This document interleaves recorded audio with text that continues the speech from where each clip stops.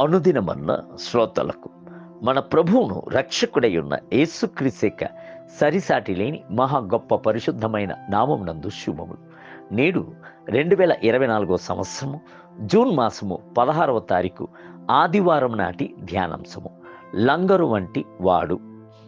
హెబ్రీయులకు రాసిన పత్రిక 6వ అధ్యాయము 19వ వచనమందు ఈ నిరీక్షణ నిశ్చలమును స్థిరమునై మన ఆత్మకు లంగరు వలె నుండి తెర లోపల ప్రవేశించుచున్నది. ఆత్మకు లంగరు వంటిది అనుట మీరు ప్రభుపై ఉంచున్న స్థిరమైన నమ్మిక ఉన్నది.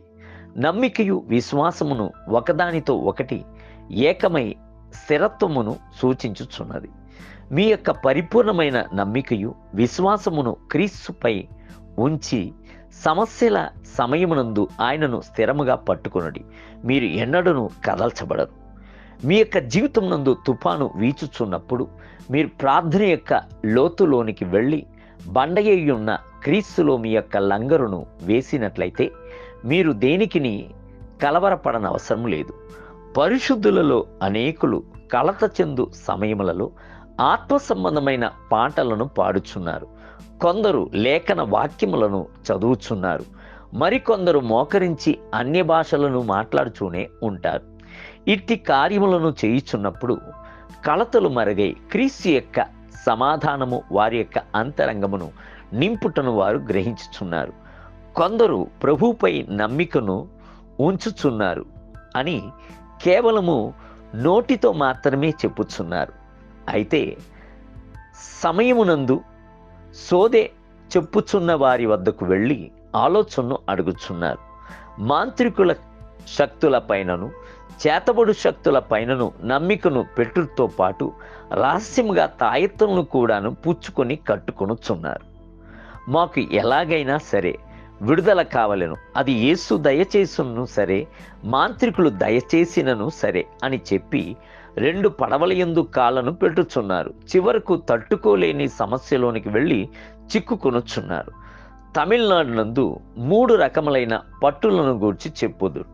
మొదటిది పిల్లి పట్టు, రెండవది కోతి పట్టు, మూడవది ఉడుము పట్టు. పిల్లి పట్టు అనుట తల్లి పిల్లి తన పిల్లను నోట కడుచుకొని వెళ్ళే పట్టై ఉన్నది. కోతి పట్టు యందు పిల్ల కోతి తల్లిని దృఢముగా పట్టుకొనును. ఉడుము పట్టు అన్నది మిగులు దృఢమైన పట్టై ఉన్నది. ఎంతమంది పట్టి లాగినను ఉడుము తన పట్టును విడిచిపెట్టదు. అయితే ఇక్కడ 4వ రకమైన ఒక పట్టును గూర్చి చూచుచున్నాం. అదే బండను గట్టిగా పట్టుకునేటువంటి లంగరు వంటి పట్టు.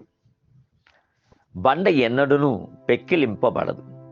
దానికి లంగరును వేయుచున్నప్పుడు ఓడ ఏ దిక్కునకును కదలక స్థిరముగాను దృఢముగాను నిలబడును.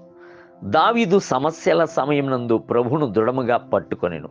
ఆయన ఇప్పుడు కూడాను ప్రభువా, నేను దేని కొరకు కనిపెట్టుకొందును, నిన్నే నేను నమ్ముకొని ఉన్నాను. 39వ కీర్తన 7వ వచనం. హిజ్కియా రాజునకు కలత చెందు వార్తలు వచ్చినప్పుడు దేవాలయమునకు వెళ్ళి పత్రికలను ప్రభు ఎదుట పరచి ఉంచెను.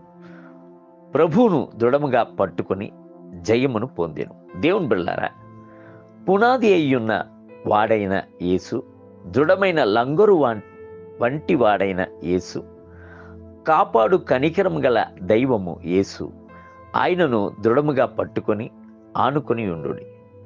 నేటి ధ్యానమునకై ధర్మశాస్త్రము దేనికి సంపూర్ణ సిద్ధి కలుగజేయలేదు.